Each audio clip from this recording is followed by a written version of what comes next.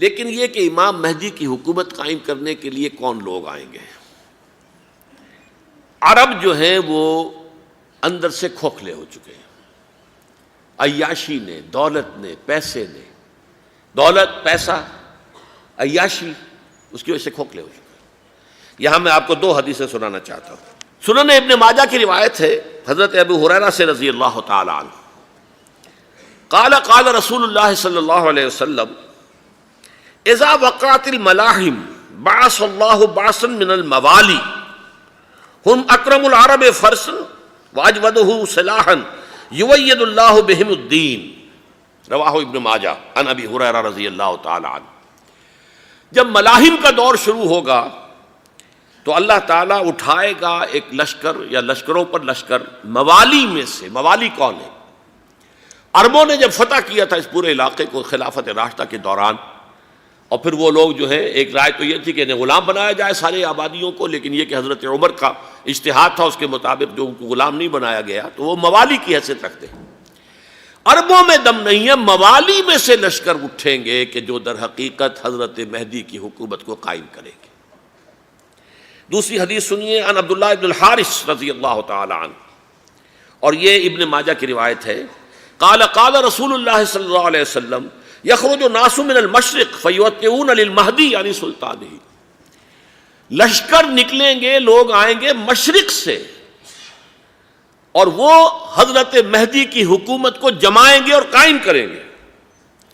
اب ذرا نوٹ کیجئے کہ جزیرہ نما عرب کے مشرق میں کون سے ملک ہیں؟ تین: ایران، افغانستان، پاکستان۔ یہ تین سالڈ مسلم ممالک، مسلم آبادی اکثریت۔ ویسے تو یہ کہ آگے ہندوستان میں 20 کروڑ مسلمان ہیں، لیکن وہ 20 کروڑ جو ہے وہ تو 80 کروڑ کے اندر تحلیل ہو جاتے ہیں غیر مسلموں میں، لیکن یہاں جو معاملہ ہے یہ غالب اکثریت کے۔ ان میں سے ایران کا معاملہ جہاں تک ہے، نمبر 1 یہ کہ وہ شیعہ عقائد کے حصار میں بند ہے، اس سے ادھر ادھر ہونا اس کے لیے ممکن نہیں۔ حدیث میں یہ بھی آتا کہ اصفہان سے 70,000 یہودی دجال کا ساتھ دیں گے۔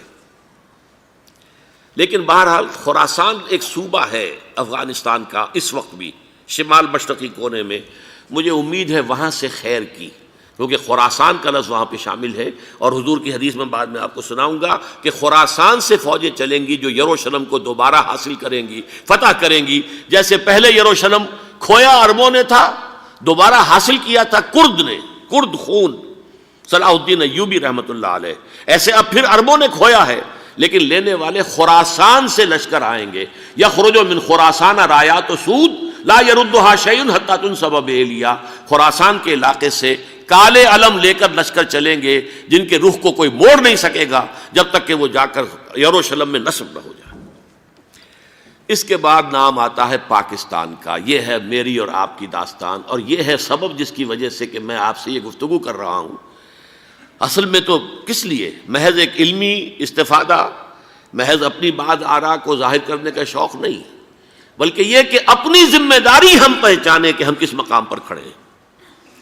دیکھیے، اس پاکستان کے بارے میں یا ہندوستان کے بارے میں علامہ اقبال نے کہا تھا اپنے ترانہ ملی میں، میر عرب کو آئی ٹھنڈی ہوا جہاں سے، میرا وطن وہی ہے، میرا وطن وہی ہے۔ اور مجھے بتایا گیا کہ سنن ابی داؤد میں یہ روایت موجود ہے کہ حضور نے فرمایا کہ ہندوستان کی طرف سے مجھے ٹھنڈی ہوا آتی ہے، اگرچہ مجھے وہ حدیث ابھی نہیں ملی ہے، لیکن حزب التحریر کا ایک کارڈ مجھے ملا تھا، تو اس میں اس حدیث کا اور اس میں ابو داؤد کا روایت کا حوالہ موجود تھا۔ لیکن میں جو چیز آپ کو بتا چکا ہوں وہ یہ کہ الف ثانی کا پورا تجدیدی کارنامہ اس ہندوستان کی سرزمین میں ہوا۔ مجدد الف ثانی شیخ احمد سرندی، شاہ ولی اللہ دہلوی، سید احمد بریلوی، وہ تو ہمارے پاکستان میں آ کر جو ہے ان کا خون جذب ہوا ارض پاکستان میں۔ پھر شیخ الہند مولانا محمود حسن۔ تحریک خلافت چلی تو صرف ہندوستان میں چلی اور کہیں نہیں چلی۔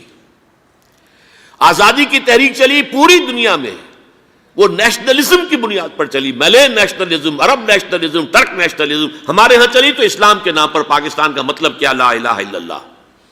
پھر پاکستان قائم ہوا معجزے کے طور پر، بلکہ نازل ہوا ہے لیلۃ القدر میں، انا انزلناہ فی لیلۃ القدر، جیسے قرآن نازل ہوا لیلۃ القدر میں، یہ پاکستان بھی نازل ہوا لیلۃ القدر میں۔ اس کا برقرار رہنا ابھی تک معجزہ ہے۔ ہندو یہ سمجھتا تھا، کانگریس سمجھتی تھی کہ جھٹپٹ ختم ہو جائے گا۔ پھر یہ کہ اس کا قرارداد مقاصد کا پاس ہو جانا، مزید بھی اور اضافی دفعات دستور میں آ جانا، اب کمرشل انٹرسٹ کو ربا قرار دے کر حرام قرار دینا، یہ سارے لینڈ مارکس ہیں کہ جو اشارہ کر رہے ہیں کسی چیز کی طرف، معاملہ کدھر جا رہا ہے۔ پھر یہ کہ یہ جو 14ویں صدی کے مجدد تھے شیخ الہند، اس کے بعد سے کچھ ایسی شخصیتیں عظیم پیدا ہوئی ہیں ہند میں، جن کو میں سمجھتا ہوں کہ 14ویں صدی کے مجدد اور 15ویں صدی کے مجدد کے درمیان یہ 15ویں صدی کے مجدد کی راہ کو سیدھا کرنے والے، جیسے کہ حضرت یحییٰ نے کہا تھا میں تو آنے والے کا راستہ سیدھا کر رہا ہوں حضرت عیسیٰ کے لیے، ایسے ہی 15ویں صدی کے لیے امام مہدی کے لیے راستہ صاف کرنے والے سب سے پہلے علامہ اقبال، جنہوں نے اسلام کا تصور دین کی حیثیت سے دوبارہ زندہ کیا ہے، ورنہ اسلام ایک مذہب کی شکل اختیار کر چکا تھا۔ پھر مولانا مودودی، مولانا ابوالکلام آزاد حکومت الہیہ کے نعرے کے ساتھ میدان میں آئے۔ یہ اقبال نے جو تصور پیش کیا تھا اس پر عملی جد و جہد کے لیے حزب اللہ قائم ہوئی۔ نوٹ کر لیجئے 11 برس کا فرق ہے عمر کا علامہ اقبال کے اور ابوالکلام کے، اور 1913 میں جب حزب اللہ قائم کی ہے اس وقت علامہ اقبال کی ملی شاعری اپنے عروج کو پہنچ چکی تھی۔ پھر یہ کہ علامہ اقبال کے بعد تعمیل جو ہے اس کام کی وہ ابوالکلام نے کی، لیکن روایتی علماء نے کی شدید مخالفت کی وجہ سے وہ بددل ہو کر چھوڑ گئے، کانگریس میں شامل ہو گئے، بساط جو ہے حزب اللہ کی انہوں نے لپیٹ دی۔ پھر مولانا مودودی آئے، انہوں نے وہ ڈور جو ہے اس کا سرا تھاما، جماعت اسلامی قائم کی حکومت الہیہ ہی کے قیام کے لیے۔ اگرچہ میرے نزدیک یہ کہ وہ انتخابی اور ایک قومی سیاست کی ایک جماعت بن کر پاکستان میں جو ہے دلدل میں پھنس گئی ہے، اب ہم اس کی کوشش کر رہے ہیں، تنظیم اسلامی اور یہ تحریک خلافت جس کے تحت یہ جلسہ ہو رہا ہے، یہ ساری چیزیں وہ ہیں کہ آپ کو سوائے پاکستان کے اور کہیں نہیں ملیں گی پوری دنیا میں۔ معلوم ہوتا ہے کہ پاکستان کو بہت بڑا رول پلے کرنا ہے اس میں، اور اس کے ساتھ اب جمع کر لیجئے افغانستان کی عمارت افغانستان، اسلامی عمارت افغانستان قائم ہو چکی ہے۔ یہ پچھلے 20 سالوں میں جو کچھ وہاں ہوتا رہا ہے اس سے پہلے تصور نہیں ہو سکتا تھا۔ علامہ اقبال کے فرزند بھی دیکھ کر آئے ہیں، تو اگرچہ وہ خود میں سمجھتا ہوں کہ خاصے انہیں آپ لبرل کہیں، آزاد خیال کہیں، لیکن اس درجے متاثر ہو کر آئے تھے کہ انہوں نے یہ کہا افغانستان میں جو میں نے حالات دیکھے ہیں کہ اگر 2-4 اور مسلمان ملکوں کے اندر یہ نظام قائم ہو جائے تو پوری دنیا مسلمان ہو جائے گی۔ یہ سب کچھ کیسے ہو رہا ہے؟ یہ آنے والے دور کی جھلکیاں ہیں۔ Coming events are casting their shadows before. یہ سب بتا رہے ہیں کہ پاکستان افغانستان کو مل کر اس میں کوئی عظیم رول پلے کرنا ہے۔ اور اس کے ضمن میں اب میں علامہ اقبال کے بارے میں آخری بات کہہ رہا ہوں۔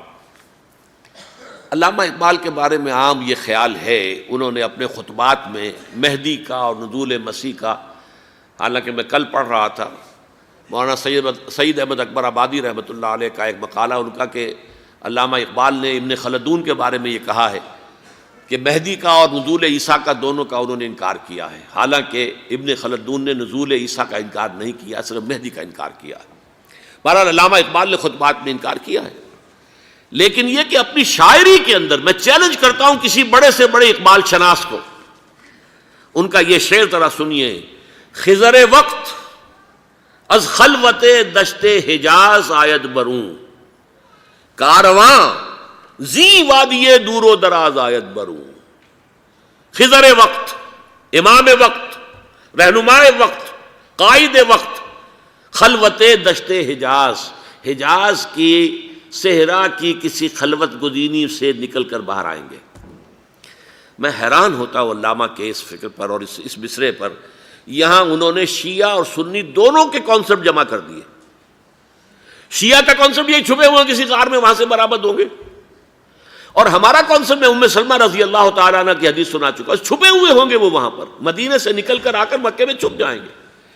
اس خانہ جنگی کی حالت میں لوگ ان کی طرف دیکھ رہے ہوں گے، سوچتے ہوں گے انہیں میدان میں آنا چاہیے، کوئی پارٹ پلے کرنا چاہیے، امت کی رہنمائی کرنی چاہیے، لیکن وہ چھپیں گے، وہ کارہ ہوں گے، وہ اس ذمہ داری کو قبول نہیں کرنا چاہیں گے، جا کے چھپ جائیں گے مکے میں، وہاں سے مکے والے انہیں نکالیں گے، اور وہ کارہ ہوں گے، انہیں بالکل یہ پسند نہیں ہوگا کہ یہ ذمہ داری اٹھائیں۔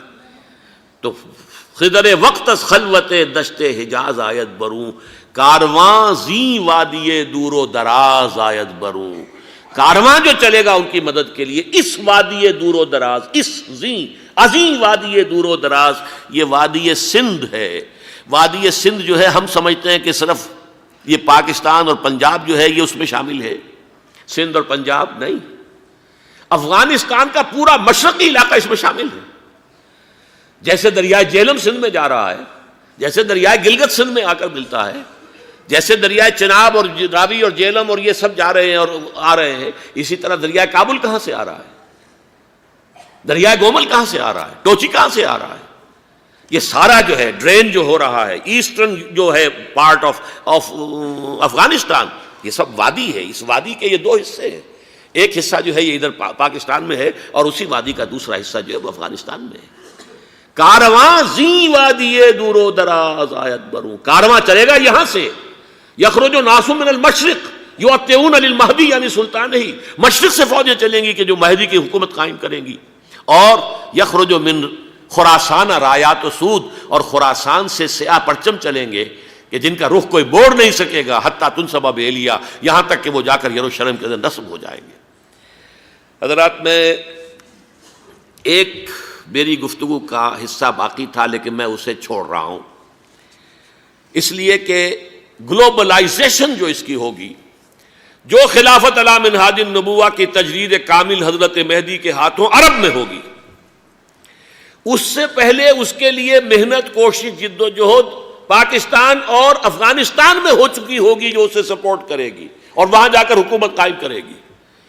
اس کے بعد گلوبلائزیشن کا جو مرحلہ اس کا ہے وہ حضرت مہدی کے ہاتھوں نہیں ہے، وہ حضرت عیسیٰ ابن مریم ان کے نزول کے بعد ہے، جن کے نزول کے بعد دجال کا خاتمہ ہوگا اور یہودیوں کا استیصال ہوگا۔ مسلمانوں پر بھی بڑی تکالیف عربوں پر آئیں گی، شدائد آئیں گے، لیکن یہ وہ میں حصہ ملتوی رکھتا ہوں کسی دوسری محفل اور کسی دوسری مجلس اور نشست پر۔